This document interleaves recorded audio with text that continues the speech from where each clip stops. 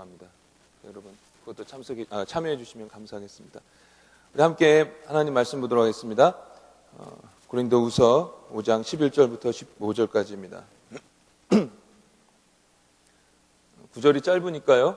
우리 함께 봉독하도록 하겠습니다.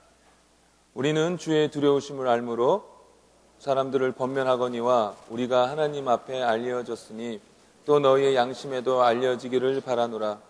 우리가 다시 너희에게 자천하는 것이 아니요 오직 우리로 말미암아 자랑할 기회를 너희에게 주어 마음으로 하지 않고 외모로 자랑하는 자들에게 대답하게 하려 하는 것이라. 우리가 만일 미쳤어도 하나님을 위한 것이요 정신이 온전하여도 너희를 위한 것이니 그리스도의 사랑이 우리를 강건하시는도다. 우리가 생각하건대 한 사람이 모든 사람을 대신하여 죽었은즉 모든 사람이 죽은 것이라. 그가 모든 사람을 대신하여 죽으심은 살아있는 자들로 하여금 다시는 그들 자신을 위하여 살지 않고 오직 그들을 대신하여 죽었다가 다시 살아나신 이를 위하여 살게 하려 함이라. 아멘. 요즘에 김원기 목사님께서 갈라디아서 강해를 계속해서 하고 계시는데요. 목사님께서 자리를 비우실 때에 보교역자들이 복음으로 어떻게 변화되었고 또 어떻게 소명을 받았는지를 좀 성도님들이 들었으면 좋겠다라고 이렇게 말씀하셨습니다. 그래서 복음과 나라는 주제를 가지고 보교역자들이 자기의 간증을 나누도록 하셨는데요. 오늘은 제가 1번 타자로 제가 나누게 되었습니다.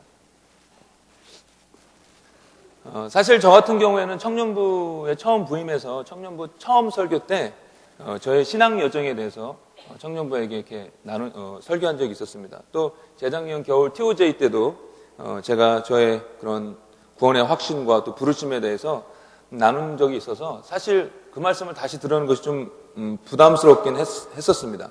근데 김원기 목사님께서 괜찮아 그래도 해라고 하셔서 오늘 제가 어떻게 이 지경까지 이르렀는지 또 오늘 다시 한번 말씀드리고자 합니다. 오늘은 저의 이야기, 그러니까 저의 경험을 좀 많이 말씀드리고자 합니다. 저는 어렸을 때부터요, 방언의 은사를 참 사모했었습니다. 벌써 시작이 굉장히 캐리스메릭하지 않습니까? 어렸을 때부터 매년 여름과 겨울방학 때 어머니가 저희 삼남매를 억지로 기도원에 데리고 가시곤 했었습니다. 근데 그렇게 따라가서 기도할 때면 늘 성령의 충만함을 위해서 기도했는데 그 중에 방언을 바라는 그런 기도도 했었더랬습니다. 그렇게 방언을 사모했던 이유는 기도를 누구보다도 많이 하고 싶었기 때문이었습니다. 어렸을 때 하나님에 대한 저의 열심을 표현하는 그 방법 중에 하나, 가장 넘버원 방법이 뭐냐면 기도를 많이 하는 것이라고 생각했었습니다. 저희 어머님만큼은 그렇게 기도를 많이 하지는 못하겠지만 적어도 제 나이 또래들 중에서만큼은 가장 기도를 독보적으로 많이 하고 싶었습니다. 고등학교 때 밤마다 제가 교회에 가서 기도를 하는데 저희 후배, 한 2년 후배 된 친구가 저를 따라서 같이 기도하기를 시작했습니다. 밤마다 교회 바닥이 마룻바닥이었는데 거기에 방석을 깔고 기도했는데 그 친구도 밤마다 방석을 깔고 저를 따라서 기도를 열심히 하기 시작했습니다. 그런데 이 친구가 이렇게 저를 따라서 기도하다가 아주 큰 은혜를 받게 되었습니다. 저는 한 번도 하나님의 직접적인 음성을 들은 적이 없었는데 이 친구는 기도하기를 마치고 자전거 타고 집에 가다가 하나님의 직접적인 음성을 들은 것입니다. 내가 너를 참 사랑한다. 이런 음성을 들은 것입니다. 저는 지금까지 한 번도 들은 적이 없는데요. 이것 때문에 목사의 자격 운운하고 그러면 굉장히 곤란해집니다. 그런데 문제는 이 친구의 기도가 점점 길어지는 것입니다. 거의 저의 기도 시간을 육박합니다. 그러더니 이제는 저보다 더 오래 기도합니다. 저도 지지 않으려고 정말 기도를 하는데 하다가 지쳐가지고 이제 그만해야겠다고 딱 나오면 이 친구도 한 1분도 안 되어서 바로 나오는 것입니다. 이 친구는 저보다 더 오래 기도하기를 결심했던 것이었습니다. 그러니 서로 경쟁이 되어서 누가 이기나 하고 기도를 하게 된 것입니다. 그러니까 기도의 대상이 하나님께 집중하는 것이 아니라 기도를 하면서 계속 이 친구만 이렇게 보는 것입니다. 그런데 사태는 저에게 더 불리하게 됐는데 이 친구가 혼자 기도하다가 방언의 은사를 받아버린 것입니다. 얼마나 불리하든지요. 그래서 저는 지지 않으려고 악으로 깡으로 기도를 했습니다. 저와 그 후배가 이렇게 밤마다 기도를 하는데 이제는 제 동기 친구들도 저희들을 따라 같이 밤마다 기도하기 시작했습니다. 그러다가 이 친구들도 다들 방언의 은사를 받아버렸습니다. 그런데 제 동기 중에 한 녀석의 기도가 또 만만치 않습니다. 이 친구도 이제 방언으로 저보다 더 오래 기도하기 시작하는 것입니다. 저는 얼마나 불리한 여건 속에서 기도 생활을 했는지 모릅니다.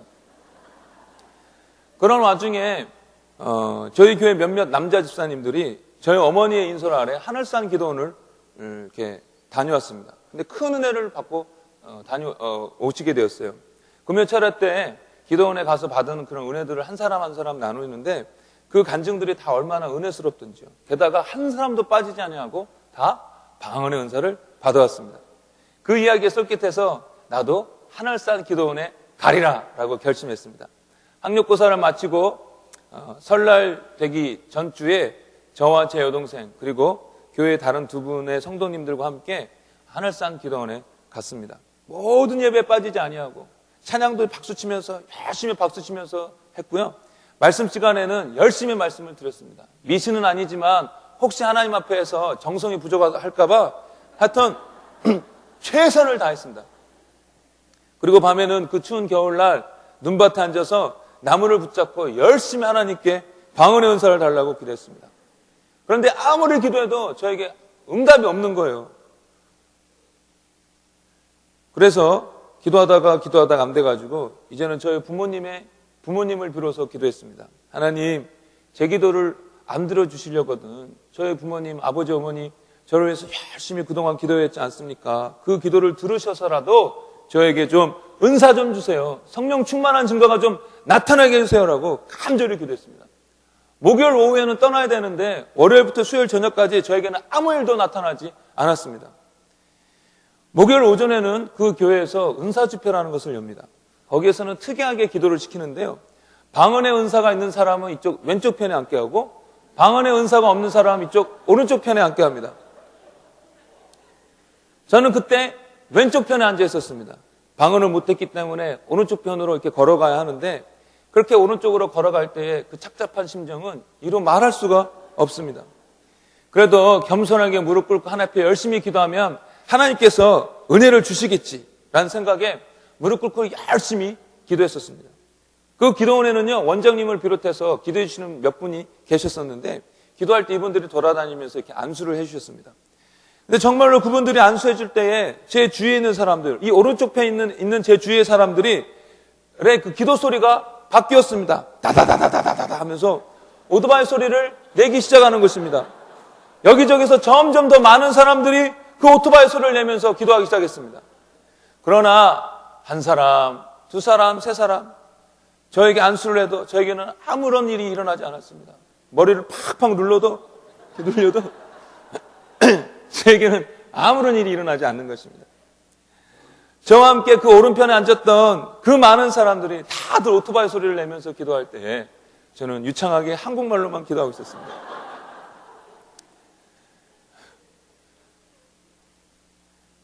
드디어 마지막 집회가 끝났습니다.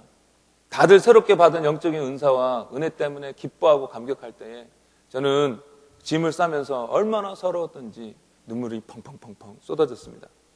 하나님께서 다른 사람은 다 사랑하시는 것 같은데 저는 사랑하시지 않는 것 같았습니다. 저는 그 사랑에서 제외된 것 같았습니다. 제 기억으로는요, 중학교 들어가는 겨울방학 때부터 고등학교 3학년 겨울방학 때까지 약 6년 정도에 걸쳐서 방언의 은사를 달라고 기도했지만 저는 이런 불쏘시개 하나 저에게 떨어진 적이 없습니다. 마치 홍길동처럼 아버지를 아버지라 부르지 못하고 형님을 형님이라 부르지 못하는 서자처럼 제가 서자 같다는 그런 생각을 하게 된 것입니다. 이렇게 말하는 게 좀 우습지만 그때 하나님께 상처를 참 많이 받았었습니다. 그런데요, 제가 그렇게 간절히 방언을 바랬던 이유가 있었습니다. 더 근본적인 이유가 있었습니다. 남에게 이야기하지 못했던 이유였는데요. 그것은 제가 구원받았다는 것을 알 수 없었기 때문이었습니다. 저는요, 하나님을 향하여 열심히 있었습니다. 누구보다도 하나님을 사랑하는 자가 되고 싶었습니다. 그래서 기도도 열심히 하고 교회 생활도 열심히 하고 때마다 있는 교회에 있는 그 부흥회는 거의 빠지지 아니하고 어렸을 때부터 다 참석했습니다.